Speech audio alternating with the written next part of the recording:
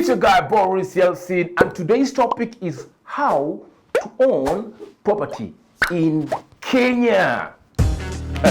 Boris, can a foreigner own property, buy property in Kenya? Yes, very simple. Foreigners can own property in Kenya, but then it has to be on leasehold. Okay. Okay. Yeah, not freehold. They can own property on leasehold up to 99 years, a maximum of 99 years. All right. Yes. Now I'm curious, what is the difference between freehold and leasehold? It's very simple. A freehold ownership of property, it means you've got no limitation of ownership. You're owning it for life.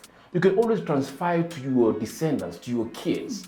They can always succeed you on the property, right? Mm-hmm. But for leasehold, it's a bit different. There's limitation. Yeah. It's up to 99 years. Mm-hmm. Now, on freehold, you have got no limitation on the use and occupation of that land. Okay. All right. Yeah. But the leasehold, it's up to a maximum of 99 years. I know the next question is, yes, I'm sure. What happens? 99 years. Yes, please tell me what happens after the 99 years have elapsed. After the 9 years have elapsed, it's very simple. There are two categories. Okay. Non-citizens who own property on leasehold and citizens who own property on leasehold. Because citizens also can own property on leasehold. Now, after 9 years, what happens to a citizen? Let's start from there. Yes. If a citizen owns a property on leasehold and the lease has expired, now, if the government, the national government or the county government has got no use of that property, the citizen can always renew the lease. The process of renewing, I cannot explain further. Why? It's because I'm not a lawyer. But if you keep on watching our videos, we're going to show you how to renew your lease via a reputable advocate that we'll have on our set on the next set. All right. Look at this. A non-citizen, the lease has expired. You cannot renew your lease if you are a non-citizen.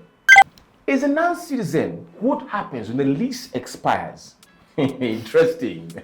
The government or the county government will always repossess back the property because it's not yours. You are owning it on lease. You're paying rent on it. You're paying fees on it. It's not freehold. Freehold, it's free ownership. There's no rent. You're paying on it. It's your own piece of property. Wow, that's insane. Okay, so now then can I form a company or a body corporate which can, now hold freehold land in Kenya? Many guys have done that. Okay. But look at this. It's impossible. The government of Kenya will protect its citizens. That's why with the law, to protect our citizens, our own. But then, somebody goes behind and tries to form a company. They cannot still own a freehold property if the company is owned by a non-citizen. Even if it's 1% ownership of the company, the company cannot own a freehold property. If the company is wholly owned, right, by a Kenyan citizen, be it one or two, but they're all citizens, they can own a freehold. In case you're finding this very informative and interesting, don't forget to share with anyone who might be interested. It is through word of mouth that we get to reach a wider audience all over the world. If you're thinking of investing or purchasing property in Kenya, Nairobi, don't you dare think further. The link is just under the description here, realtyboris.com. Got you covered, man. So now you've told me I cannot, form a company or a body corporate. Now what about if I decide to form a trust? It's still the same. The government still protects its own. Yeah. The government cannot fail us, man. It has to protect its own. So if a foreigner forms a trust with the intention of owning property in Kenya that is freehold, it won't still work. Okay. A trust can own a freehold property in Kenya if the beneficiaries of the interest from that trust are fully Kenyan citizens. Wow. Whether a trust or a company it is always for the betterment and for the interest of the Kenyan citizen.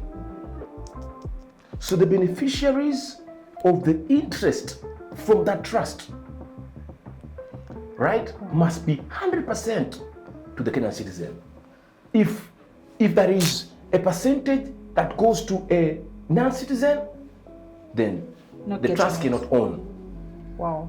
What a good day to be a Kenyan citizen. I mean. Yeah, it's good to be Kenyan citizen. Yeah. And we advise many foreigners also to become Kenyan citizen. They'll enjoy more. Okay. Yeah. So now, what if a foreigner now decides they want to invest in land in Kenya? How does that work? I'll just give you some snippets of information on that. A foreigner who wants to own land in Kenya, right, or wants to lease land in Kenya, mostly they'll always require a license. It's called an alien land holding license, which is gotten from the Ministry of Lands. Yeah.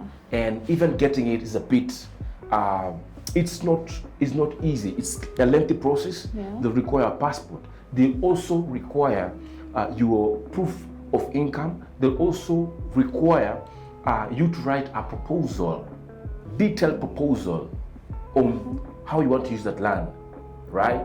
And also advise those who want to invest in land in Kenya, they can also look for a reputable advocate to take them through the process of land ownership in Kenya, because land is a bit tricky. Many guys have been conned, but with the help of reputable advocates, it's going to be an easy work for you. Yes. So Boris, yes, you've taught me everything I need to know in regards to purchase of property in Kenya. Now, what do I need, or what details do I require in the the process of now purchasing the property I want? It's very simple. We have made it very simple for anybody who wants to buy property in Kenya, from for non-citizens, for citizens, for diaspora, for locals. It's just the same. We need your names, full names, how they appear on your passport or ID.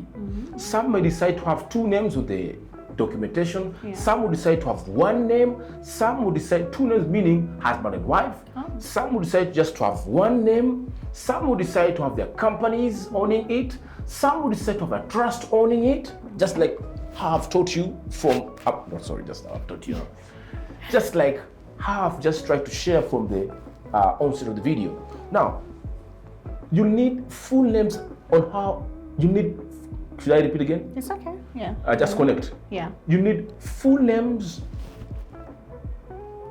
You need full names, just how they appear on your documentation. That is your ID or a passport. Second thing is your phone contact. The third thing, you also need a PO box if you are local, or even a physical address if you are a foreigner who stays, say, in Germany, who stays in the US, who stays in Mexico. You need a physical address. The fourth thing, we'll need an email address, right? An email address just to also allow communication via email. The fifth thing is very, very vital and very important, and I want you just to increase your concentration here, because many guys don't understand this, who come from diaspora, who come from the international market, or foreigners. It's called a KRA PIN. KRA PIN number is for the taxman.